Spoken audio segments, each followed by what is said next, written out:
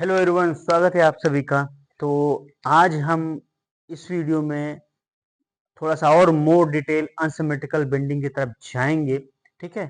और जो शेप की वजह से अनसिमेट्रिकल बेंडिंग आ रही है उसके बारे में जानने की कोशिश करेंगे। ये मोर रियलिस्टिक केस है। ठीक है। तो आप देख सकते हैं कि मैंने दो क्रॉस सेक्शन ड्रा किए हैं। ठीक है। आप बीम कोई भी बना सकते हैं, कोई भी सेक्शन की। पर ये आर्बिट्री सेक्शन लिया है मैंने। आर्बिट्री इस वजह से लिया है क्योंकि सी मैंने अभी पिछले क्लास में आपको मैंने आई सेक्शन लेकर के न्यूमेरिकल एग्जांपल ड्रा करके बताया था।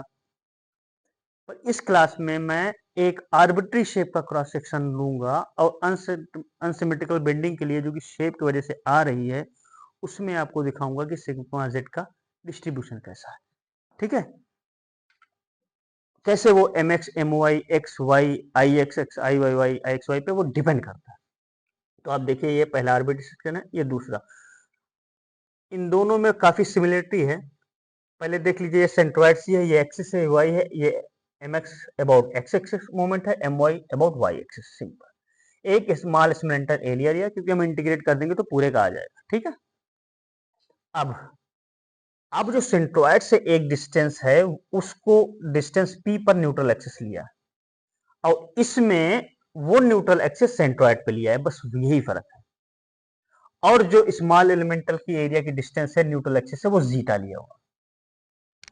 ठीक है।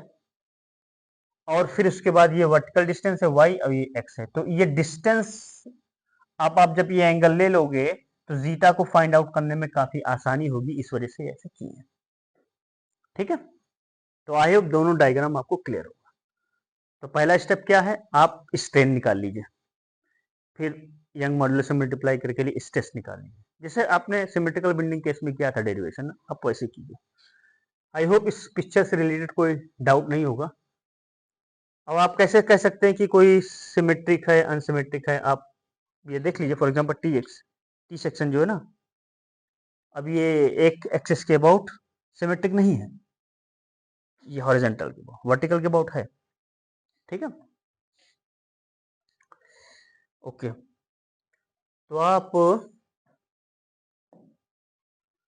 सिग्मा जेड जो स्ट्रेस है ना, डायरेक्ट स्ट्रेस बोल सकते हैं आप, क्या कहते हैं। ठीक है। वो sigma Z equal two into eta Z लिखा मैंने। अब ये ईटा जेड को आपने जाना होगा कि पिछले डेरिवेशन में हमने वाई बाई आर निकाला था। तो y न्यूट्रल एक्सिस से डिस्टेंस थी, वही यहाँ पे जीटा है। और रेडियस ऑफ कर्वेचर वहां r थी, यहाँ पे रो है। सिंपल। ठीक है। सेम चीज, राइट। ये चीज लिखा था हमने, राइट। तो स्ट्रेन आपकी क्या थी, माइनस वाई बाई आर, ये निकाला था, राइट। तो वो चीज मैंने यहाँ पे y के जगह पर जीटा है, r के जगह पर रो है, राइट। अब आप e से मल्टीप्लाई कर दीजिए या इसी क्वेश्चन को क्वेश्चन 2 को 1 में रख दीजिए। तो e young modulus zeta divided by rho, radius of curvature. फिर हमने क्या किया था, कोई लोड है ही नहीं, नेट लोड, तो आप सिग्मा जेड डी ए को जीरो कर सकते हैं। सिग्मा जेड की वैल्यू पुट कीजिए, आपको zeta into d A zero आ जाएगा। वहां पर integral y into d A zero था क्योंकि यहाँ पर वाई जो है वो आपने जो है जीटा लिया हुआ है, राइट। तो आप integral zeta into d equal to zero आ गया। ठीक है। वहां इंटीग्रल वाई इंटू डी था। ठीक है। ऑलराइट। तो आई उसमें कोई दिक्कत नहीं होगी। अब देखिए, अब आप ये जो डिस्टेंस थी, ये ये जो अल्फा है, ये जीटा जो है आप एक्स और वाई के टर्म में फाइंड आउट कर सकते हैं। तो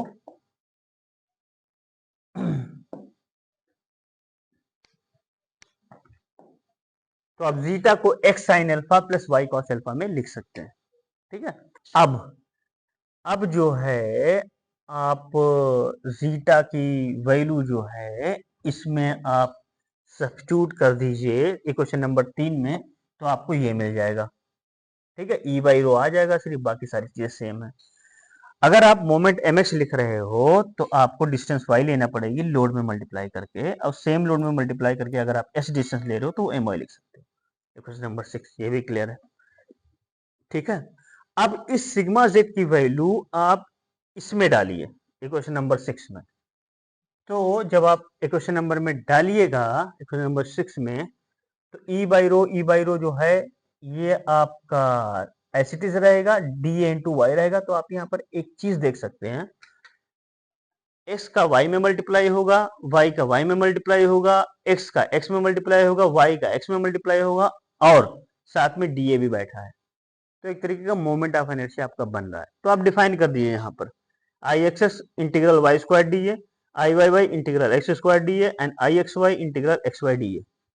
आपको आसानी होगी, जैसे मैंने अलग अलग कर लिया ये, और इन अलग अलग को, ठीक है, मैंने कैसे आपने लिख दिया। यहाँ पर एक्स वाई दिया था तो आई एक्स वाई लिख दिया, यहाँ पर वाई स्क्वायर दिया था तो आई एक्स एस लिख दिया, यहाँ पर एक्स स्क्वायर दिया था तो आई वाई वाई, और यहाँ पर एक्स वाई दिया था तो आई एक्स वाई। ठीक है, अब इनको आप एक मैट्रिक्स फॉर्म में लिखिए, आपको आसानी होगी।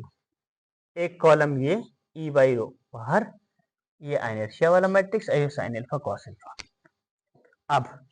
अब आप ये वाली ई बाई रो और साइन अल्फा कॉस अल्फा वाली चीज को एक साइड में रखें, मैं बताऊंगा क्यों, और बाकी सारी चीजें आप इधर, तो ये इनवर्स होकर के यहाँ चला आएगा। ठीक है, अब किसी चीज का अगर आप इनवर्स निकालते हैं, फॉर एग्जांपल मान लीजिए 2 क्रॉस 2 का आसान होता है, हाँ, तो अगर आप मान लीजिए इनवर्स अगर आपको निकालना है तो आप आसानी के साथ निकाल सकते हैं 2 क्रॉस 2 मैट्रिक्स का, right.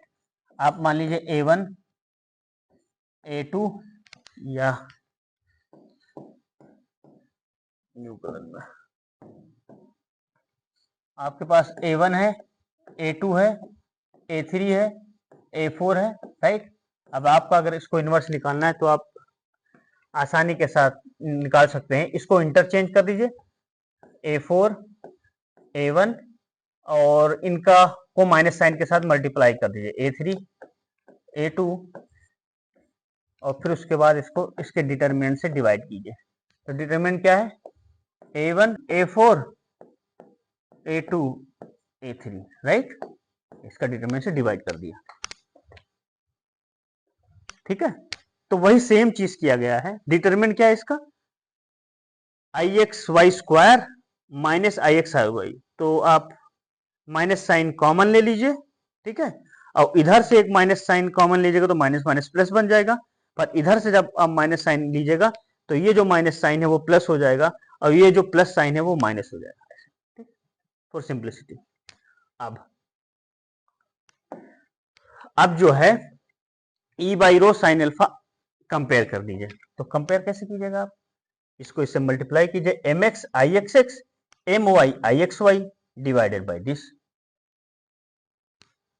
M y I x x minus M x I x y divided by determinant. Similarly E by rho cos alpha लिख सकते हैं। अब आप समझिए मैंने क्यों किया ये चीज, क्योंकि आपने देखा होगा, मैंने पहले पढ़ाया है, सिग्मा जेड की वैल्यू क्या लिखी हुई है, सिग्मा जेड जो है वो e by rho sine alpha into x है, plus e by rho cos alpha into y है। तो आप डायरेक्ट वैल्यू सब्स्टिट्यूट कर सकते हैं यहाँ पर। ठीक है, देख लीजिए, E by rho x sine alpha and E by rho y cos alpha. ठीक है, अब इसमें डायरेक्ट आप वैल्यू सब्स्टिट्यूट कीजिए तो आप जो है इस एक्सप्रेशन पे अराइव करेंगे। ठीक है, यहाँ पर आप जो है E by rho sine alpha की वैल्यू ये है and E by rho cos alpha की वैल्यू ये है, तो आप ये अराइव करेंगे इस एक्सप्रेशन पे।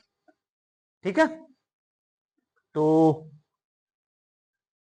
कुछ और ऑब्जर्वेशंस हम नेक्स्ट लेक्चर में निकालेंगे इससे। ठीक है, तो आप देख सकते हैं कि इसकी डिपेंडेंसी यहाँ पर भी एक भी, और कई सारी चीजों को नोटिस कर सकते हैं, कई सारे ऑब्जर्वेशन निकाल सकते हैं, वो हम नेक्स्ट लेक्चर में निकालेंगे। ठीक है, तो ये है आपका सिग्मा जेड का expression derivation for a unsymmetrical bending case, जिसमें आई एक्स वाई भी प्रेजेंट है। ठीक है, हम नेक्स्ट क्लास में मिलते हैं। Thank you so much.